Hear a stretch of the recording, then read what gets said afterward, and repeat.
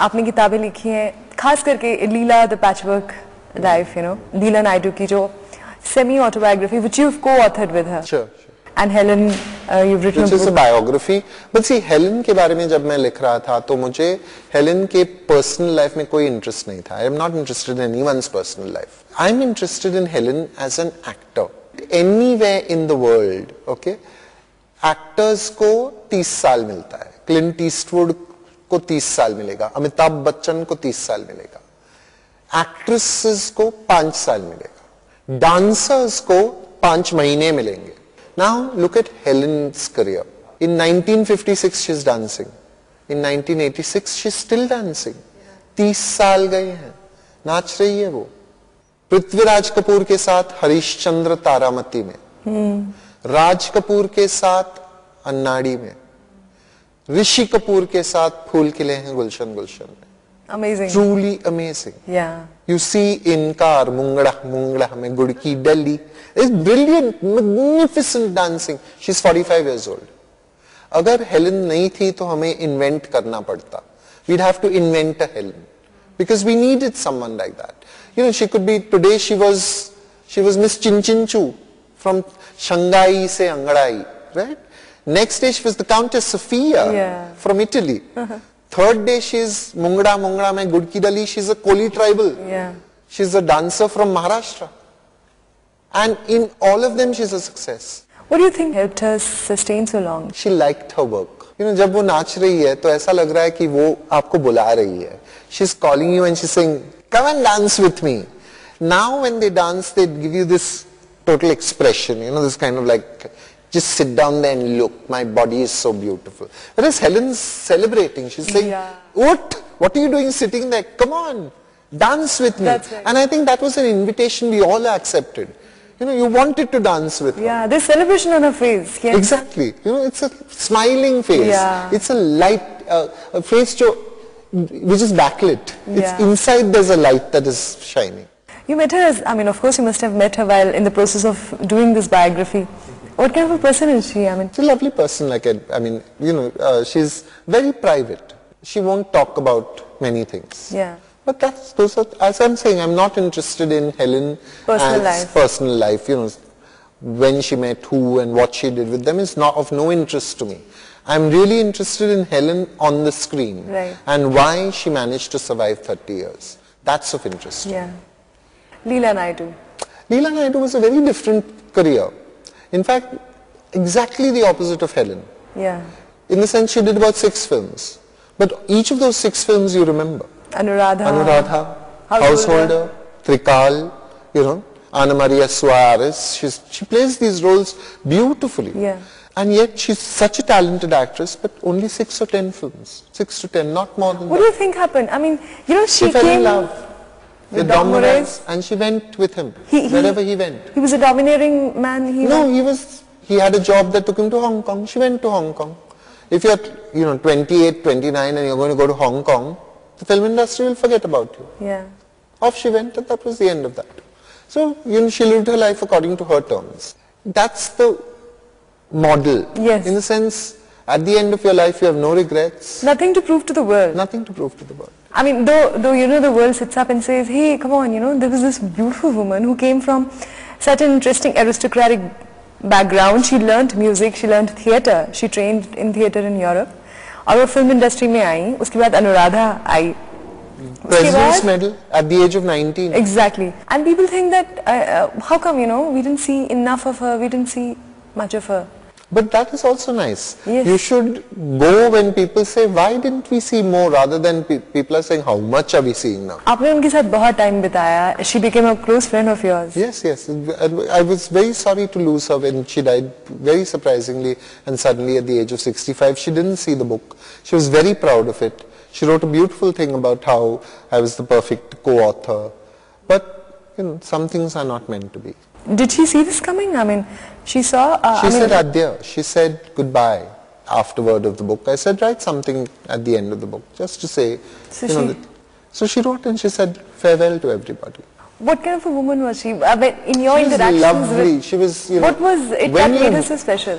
When you walked into the room, She turned her entire attention on you as if you were a king. It did not matter if you were a boarder, if you were a journalist, if you were a poet, an artist. She gave you her full attention. And I always say to people in this day and age, when you're sitting and having a conversation with someone and they start texting, a friend, or they'll take their phones, listen to, it's as if they're giving you no respect. And here was Leela Naidu.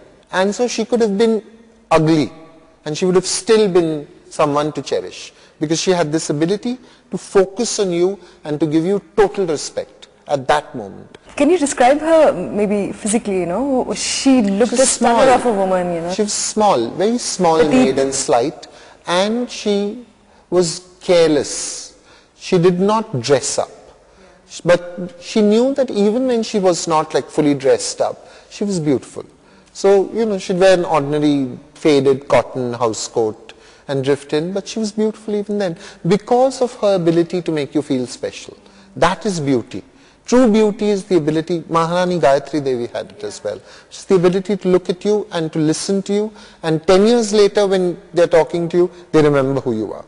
Because beauty, what is beauty at the end of the day? Beauty is genetics. Beauty is, your daddy was good looking, your mummy was good looking, and you turn out a certain way. That is, it's come from above. You haven't done anything to earn it. But what you do with your beauty, that is what makes you a special person. And I think she became a special person because of what she did with her beauty. You did a book on Bollywood posters also. Yes, indeed. Bollywood posters is a very interesting art form, I believe. Yeah. When I was growing up, I used to see these big posters all over the city. वो तो मुंबई में तो वैसे भी बहुत ज़्यादा हैं. बहुत ज़्यादा है. And there were, green faces and purple faces. Yeah. And I used to wonder, ऐसे क्यों है? In the film, he's not that color. He's ordinary. During the working of this book, I realized that it is because they want you to start thinking. They want you to look and say, oh, look, Kala Patthar ka poster hai and he looks green. Why is that? But it's recorded somewhere. You've registered it inside your head. And that is what advertising does. Posters ab to lekin वैसे नहीं रहे. That poster Unfortunately, because printing technology has got so good now and so cheap that they can print these huge posters with megapixels and perfect lettering and everything. पर वो पुराने ज़माने का beauty and a splendor about them which is gone. And therefore we have poster books. So did you, for that book, I mean, आप सोच करने निकले होंगे, बहुत मजा आया होगा, you must have been tracking. Sheena Sippy के साथ, क्योंकि शीना सिप्पी तो बॉलीवुड की रॉयल्टी है, JP सिप्पी की बेटी. So I just went along with her while she said, we looked at thousands and thousands of posters. It was beautiful because suddenly, you say, oh, listen, I saw that poster us waqt. You're sitting in a bus and there would be two children pointing like that in one poster. And you say, hey, listen, this is the one. Then there are other films that Rocket Tarzan. I have never seen this film. I've never heard of it. Yeah, I've never heard it, but it's in my book. It's a beautiful poster. So we put it in the book. Wow. Who cares if no one has seen the film? Look at the poster. It's lovely.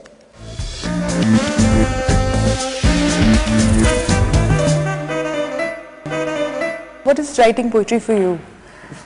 Nishfal Karma Yoga. In a perfect world now, you would write a poem and someone would throw you a gold Ashrafi. Yeah. But it's not a perfect world. It's such an imperfect world that publishers tell you poetry bikta nahi hai. You say, but likhte hain bahut sare log. Whenever you talk to anybody, you say, I'm a poet. They say, I'm a poet. They say, haan, main bhi likhta tha college ke zamane mein. So everybody is writing it, but no one's reading it. So actually poetry books do sell, but they sell slowly. So you need to have faith. Lekin ye faith sara kam hai aajkal. People want their money back immediately. They want rolling. They want book to go out, paisa to come in. With poetry, it doesn't work that way. Poetry is by word of mouth. It is slow. It's another art form. So I think poetry for me is what I would like to do, but I know that I will never be able to make a living on poetry. So I don't, and I write other things as well. But writing those other things is also something I enjoy. I enjoy writing prose. I enjoy writing fiction, non-fiction. I enjoy them. Otherwise, I wouldn't do it. You enjoy writing what the most? For me, writing this novel was such fun because when you're writing non-fiction, you have to worry about facts.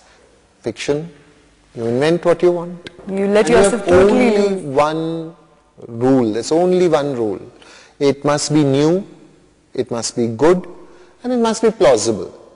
But people say it's the time of creative non-fiction that's coming. I don't know what that term means. I think zamana sabke liye. It's open. If you do a great book of poems tomorrow, there will be someone who will read it. If you do a great novel, there will be someone who will read it. If you do a great work of non-fiction, there will be someone to read it. As you said, you know, as you often say that every book will find its comic readers, you know, I mean. Correct. That moment, वक्त से पहले किस्मत से ज़्यादा. You're not going to get one more reader than you need. You're not going to get one more reader than you deserve. We were talking about fiction, you know. आपने कहा कि fiction is like letting yourself loose, you know. It's a very exciting space. Yeah. लेकिन वो जो सारे impressions होते हैं, वो सारे उनके fountainheads आपके ज़हन में कहाँ से आते हैं? I mean, where do you find your people, your characters, your words from? Guess what? I just found one.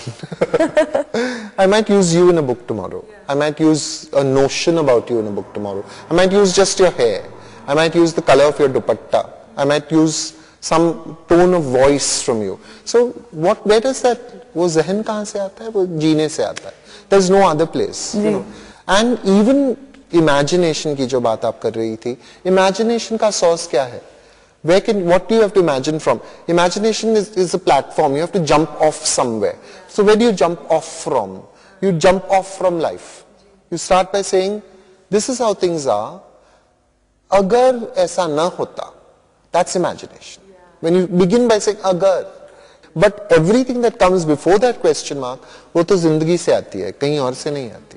Finally, you know, what is your personal concept of good writing? See, good writing is an extremely difficult thing to define actually. But one of the things that one looks for is honesty. Ki you should feel that this person has not started out with an idea कि हाँ ये बिकेगा, इसलिए मैं ऐसे लिख रहा हूँ. या I want to tick some boxes कि you know, बुक ऐसा होना चाहिए आजकल, ये बिकता है, ये बेस्ट सेलर लिस्ट पे आता है, इस ऐसे बुक्स को बुकर प्राइज मिलते हैं, ऐसे बुक्स विदेश जाते हैं, and then you work out your book like that. I think that's one central thing.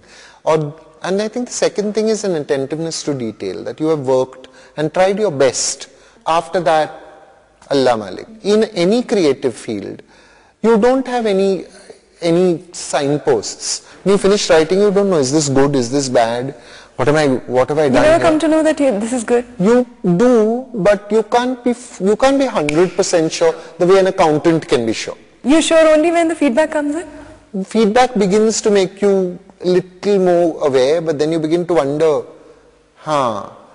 No, I think being creative is a constant state of insecurity. And that is where the strength comes from also. Finally, you know, as a human being, as an individual, who also happens to write, you know, what are you seeking as of now, today? There is a time when you look for happiness. And then as you grow older, you realize that happiness is just like sorrow. It does not last. So what you then begin to try and seek is contentment. You know, that there will be an even tone to your life, that there won't be too many surprises, but there will be some good things that happen. But most of the time you should be able to look in the mirror and say, I don't mind what I see there.